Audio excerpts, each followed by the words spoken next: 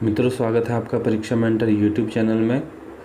यदि आप 2022 नवोदय विद्यालय की टीजीटी के विभिन्न पदों की तैयारी कर रहे हैं तो आज हम आपके लिए रीजनल लैंग्वेज हिंदी के प्रश्न लेके हाजिर हैं। ये उन सभी अभ्यर्थियों के लिए उपयोगी होंगे जिन्होंने 2022 के एग्ज़ाम के लिए रीजनल लैंग्वेज के रूप में हिंदी को चुना है।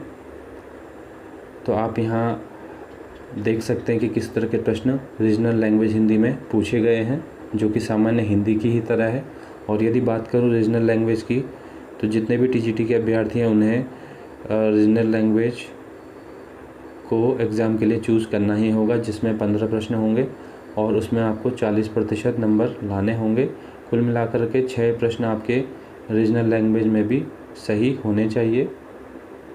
यदि आपके 6 प्रश्न सही नहीं होते रीजनल लैंग्वेज में तो आपका जो पूरा पेपर है उसका मूल्यांकन नहीं किया जाएगा, या यूँ कहें तो आप डिस्क्वालीफाई भी माने जा सकते हैं।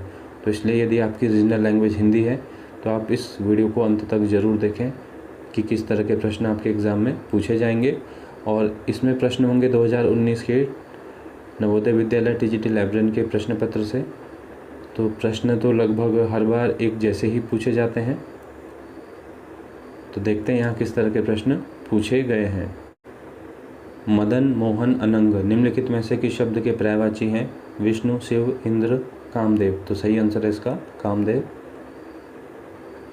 इनमें से कौन सा नूतन का विलोम शब्द है? तो नूतन का विलोम होता है पुरातन, तो पहला ऑप्शन ही सही है। निम्न में से कौन सा उज्ज्वल का विलोम है? तो उज्ज्वल का जो विलोम होगा वो है धूमिल। यहाँ भी पहला ही ऑप्शन सही है। निम्नलिखित में से कौन सा संयुक्त वाक्य है?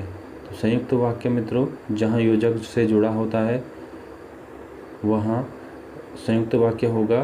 समुच्चय बोधक जो भी योजक होते हैं उनसे संयुक्त वाक्य जुड़ा होता है, तो सेकंड ऑप्शन सही है। कृष्ण बांसुरी बजाते थे और राधा नाचती थी, तो यहाँ और लग गया है, इसीलिए यहाँ पे संयुक्त वाक्य होगा। यदि पहला ऑप्शन देखें, यदि राम पहुँच जाता तो मैं भी आ जाता, ये मिश्र वाक्य होगा। नरेश घर जा रहा है, ये सरल वाक्य है। माँ ने बच्चों को नहलाकर स्कूल भेजा, ये भी सरल वाक्य है। और वाक्य की बात करें तो वाक्य रचना के आधार पर 3 तरह के होते हैं, सरल, संयुक्त और मिश्र। तो इसीलिए यहाँ पे संयुक्त वाक्य पूछा है तो दूसरा ऑप्शन सही होगा।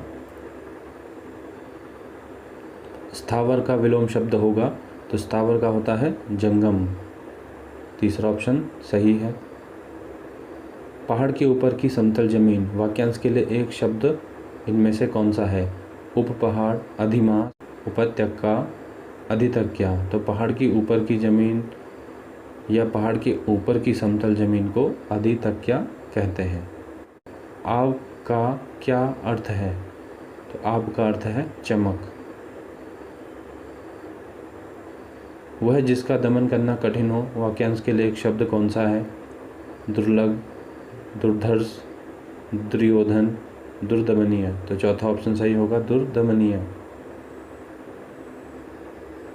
आकांक्षा, कामना, लिप्सा शब्द निम्नलिखित में से किस शब्द के पर्यायवाची हैं? वासना, प्रीति, लोभी, इच्छा। तो सही आंसर है इसका इच्छा।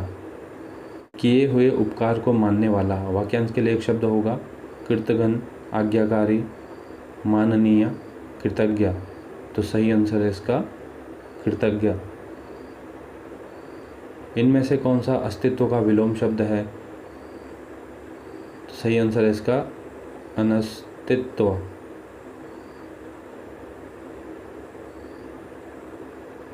इनमें से कौन सा अमित का विलोम शब्द है? तो अमित का विलोम होगा परिमित। निम्नलिखित में से कौन सा शब्द अलंकार का पर्यायवाची है? तो अलंकार का पर्यायवाची है आभूषण, पहला ही ऑप्शन सही होगा। वर्तनी की दृष्टि से निम्नलिखित में से कौन सा शब्द शुद्ध है? तो देखिए यहाँ पे वर्तनी के हिसाब से पहला ऑप्शन ही सही है, वाल्मीकि, इसी तरह से लिखा जाता है, बाकी अन्य ऑप्शन गलत हैं। निम्नलिखित में से कौन सा शब्द अग्नि का पर्यायवाची नहीं है? तो अग्नि का पर्यायवाची नहीं है अनिल, अनिल जल का पर्यायवाची होता है। बाकी अन्य ऑप्शन पावक, कृषाणु, ज्वाला, ये सभी अग्नि के पर्यायवाची हैं। तो मित्रों, रीजनल लैंग्वेज के ये 15 प्रश्न आपको कैसे लगे? ये काफ़ी आसान से प्रश्न हैं और इसी तरह से आपके एग्ज़ाम में भी पूछे जा सकते हैं। तो ये वीडियो आपको कैसा लगा हमें ज़रूर बताइए। हमारे इस वीडियो को लाइक करिए, शेयर करिए। यदि आप हमसे नए जुड़े हैं तो हमारे चैनल को सब्सक्राइब करिए। मिलते हैं अगली वीडियो के साथ। हमसे जुड़ने और वीडियो देखने के लिए बहुत बहुत धन्यवाद।